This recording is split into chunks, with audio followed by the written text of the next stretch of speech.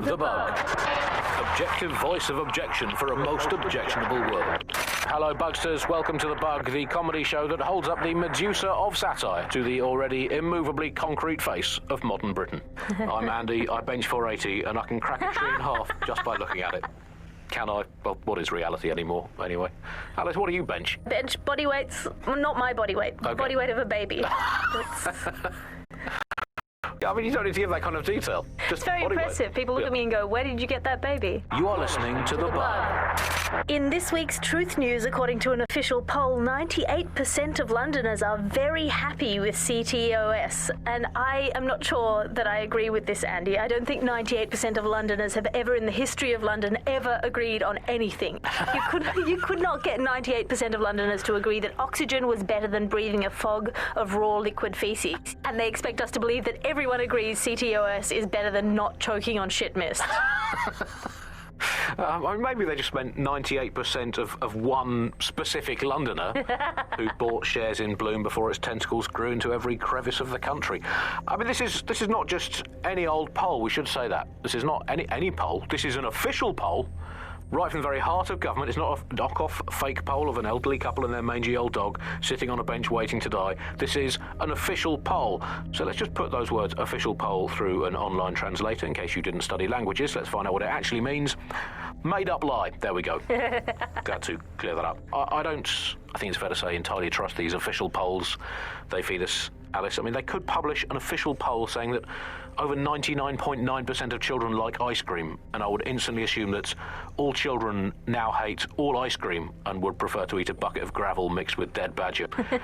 They could publish an official poll saying that 10 out of 10 cats prefer cat food to being whacked with a tennis racket, and I would assume that all cats have gone vegan and were queuing up outside Wimbledon meowing, choose me, choose me.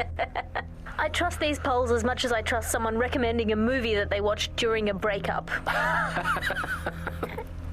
Your judgment is impaired, Sally. I'll make my own decisions. I trust those polls as much as I would trust Mary Kelly if she came up to me and said, "Congratulations, Andy, you've just won a free holiday to the south of France in the back of this windowless van." I think official polls are like the unsolicited dick pics that the government provides us. I didn't ask for it, I don't believe it, it's on an angle, you've artificially inflated it ahead of time, and anyone that falls for one deserves all the disappointment of trying to match it to reality. These polls are absolute rubbish, Andy. I read one the other day that said the plumbing in London was good, and it absolutely is not. I mean, we have this technology now where they can spy on my every bowel movement. There's a CTOS camera installed inside my underwear drawer. A media drone is scaring the birds off my garden bird feeder, and you can't get me consistently hot water. Speaking of media drones, I mean, they're everywhere, clearly. The great thing, I guess, about media drones is that, as inanimate robots, they actually have more humanity, compassion and dignity than the human journalists we used to have to put up with, and a much more accurately calibrated moral compass. But it's the intrusion I can't stand, Alice. I'm in showbiz.